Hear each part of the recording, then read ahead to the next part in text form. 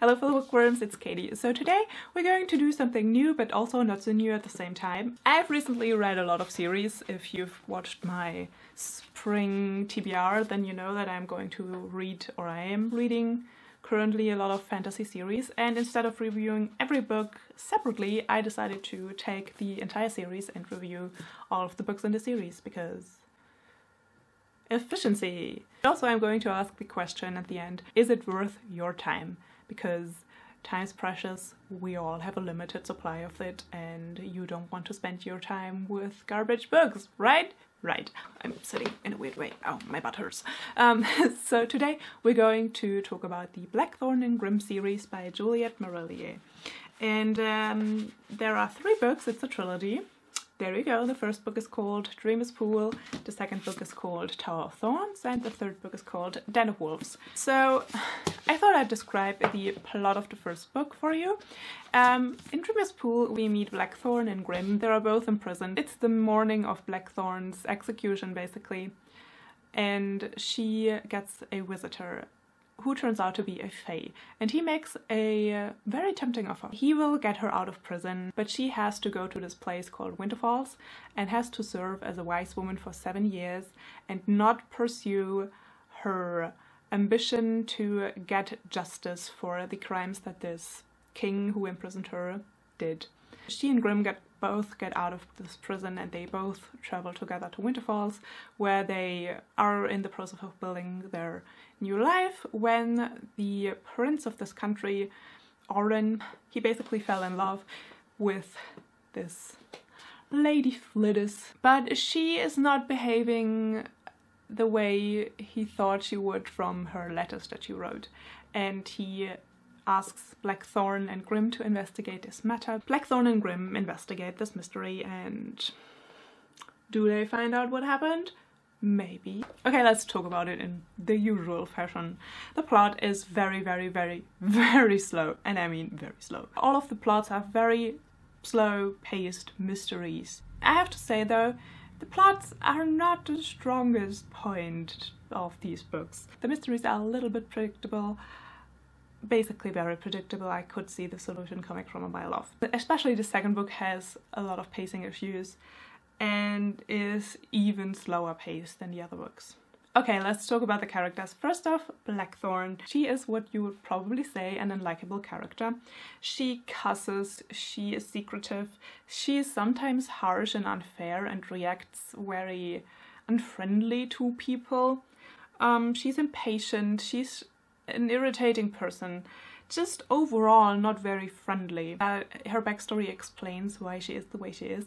It doesn't mean obviously that it's okay the way she behaves to some people, but that is addressed in the book and she apologizes. Grim, the other main protagonist, is more likable. He's kind, he's gentle, he's insecure, and he's very protective of Blackthorn, but, and that is very important to me and I'm very happy that it is in the book, he respects Blackthorn's boundaries, and when she says, hey, back off, you're being too protective, he does just that. They're both authentic characters, they're both dealing with immense trauma, but they are dealing with this trauma in their different ways according to their characters. Their relationship grows and changes, and they influence each other, and they help each other through tough times, and they are there for each other, and they grow together, they grow beyond this trauma. And definitely I would say these books are more character driven than plot driven.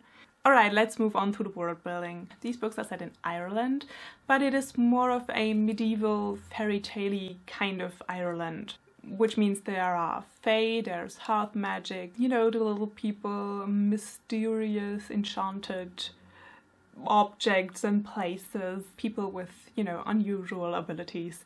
All of it is there. But I would say that it is a coherent world as far as it goes. I mean, considering that these fairy tale-y kind of worlds never really follow any rules or have, you know, a specific magic system. Basically the magic system in this book is a soft magic system, if that is a term that, you know, means anything to you. Alright, let's talk about writing. The books are told in different POVs. We always have throughout the 3 books the POVs of Blackthorn and Grim, and then 1 or 2 POVs of the of the people that concern the mystery, that are involved in the mystery in some way. The POVs have distinct voices which really help distinguishing them from each other. I did feel like sometimes some turns of phrases were maybe a little bit too modern for the area that this book is supposedly set in, but I'm not sure because I'm not a native speaker and I might be mistaken there, so take it with a grain of salt. My personal thoughts and opinions. I really enjoyed how the different protagonists deal with trauma in different ways. I really think that Juliet Mariller did her research, and she states it in the beginning of the second book, I think, that she did a lot of research and she worked with the Australian Association for Trauma or something like that. Also, I really enjoyed that this was a little bit of a more feminist fantasy. I mean, a lot of the times when you're reading fantasy, it's a little bit sexist. I really enjoyed that this was a fantasy concerning female problems, not exclusively, but is dealing with a woman standing up for herself and standing up for other women, standing up for wronged women to a very powerful man.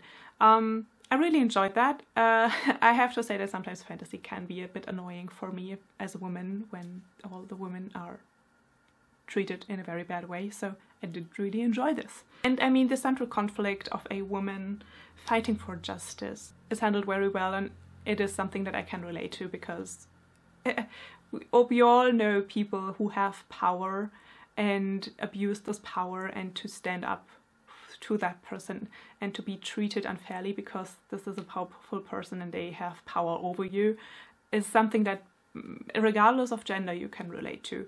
I really enjoyed Blackthorn and Grim's relationship, and that they really show how much trust and time it requires to form any meaningful connection when you have been through the things they have been through. Okay, so overall, rating wise, I gave the first book 4 stars, the second book 3 stars, the third book 5 stars, which makes an overall average rating for the series of 4 stars. Just a little bit review for the second book.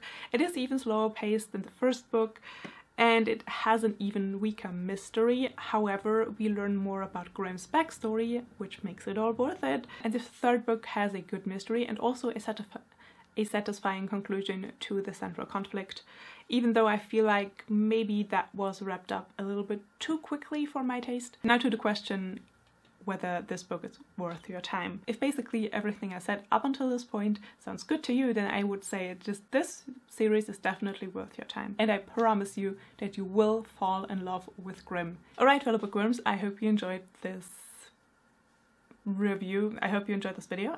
So that was it for today. I hope you're having an awesome day. I hope you're reading something magical and wonderful, and I will see you soon. Bye!